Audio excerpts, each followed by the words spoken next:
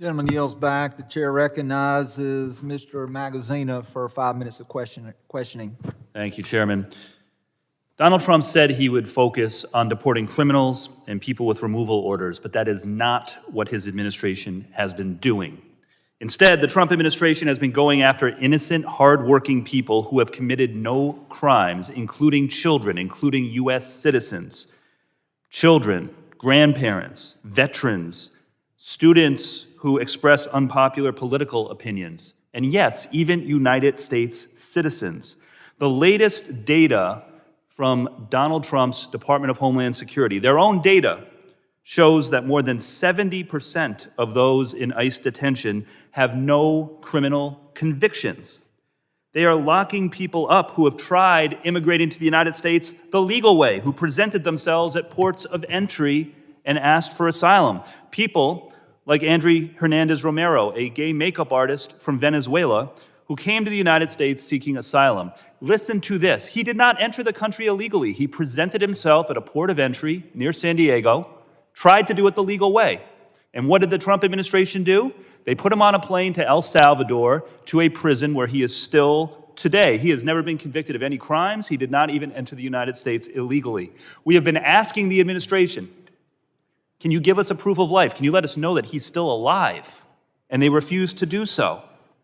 They deported a mother from Louisiana along with her 7-year-old daughter and 4-year-old son, both of whom are U.S. citizens, and the 4-year-old has stage 4 cancer. The mother of these children has said that she did not consent to having her children deported with her. Secretary Noem was here, and she said under oath that she had documentation proving that the mother had consented. She said she would provide it. She still has not. Representative Swalwell and I followed up with her. She still has not presented any documentation, any rationale for why this 4-year-old U.S. citizen with cancer was deported to a country that is not his own. And so when I hear my colleagues and when I hear our witnesses saying that they care about the lives of the children, I'm sorry, you have no credibility if you are not prepared to call out the injustice of deporting a 4-year-old with cancer, a 7-year-old with leukemia. Where's your sympathy for those children?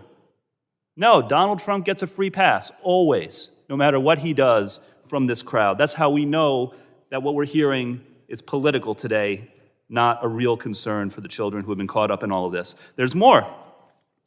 This family in Oregon, 4 children, all U.S. citizens. These 4 children, along with their parents, who have no criminal record, were put into detention by ICE for 2 weeks in a Border Patrol facility that is not designed for long-term detention, a 10-by-10 cell that these 5 were in. They were just released after 2 weeks. These U.S. citizen children, where's the concern for them?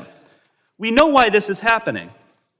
It's because on May 21st, Stephen Miller summoned ICE officials to Washington and ordered them to make mass arrests, not to focus on criminals. He said, go after people at Home Depot and 7-Eleven.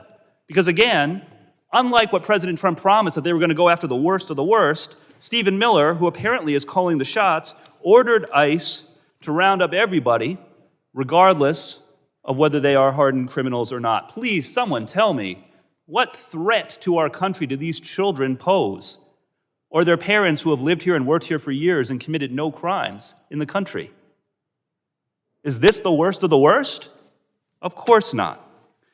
This is the same Stephen Miller, by the way, who was the architect of the family separation policy under the first Trump administration, during which 4,600 children were removed from their parents, some as young as 10 months old. Where's the concern for those 4,600 children? I haven't heard a word from any of our partisan witnesses or any of my partisan colleagues on the other side.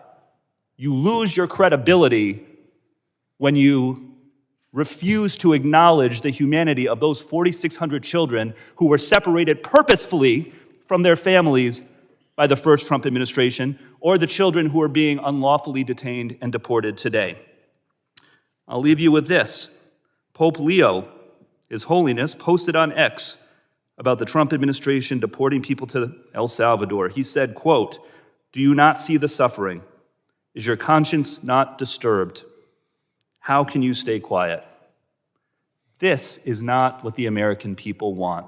Let's focus on going after real criminals, not children, not U.S. citizens, not people who are just trying to make a living who pose no threat. Let's focus on the criminals. I yield back. Gentleman yields back. The chair recognizes Mr. Bucane for his 5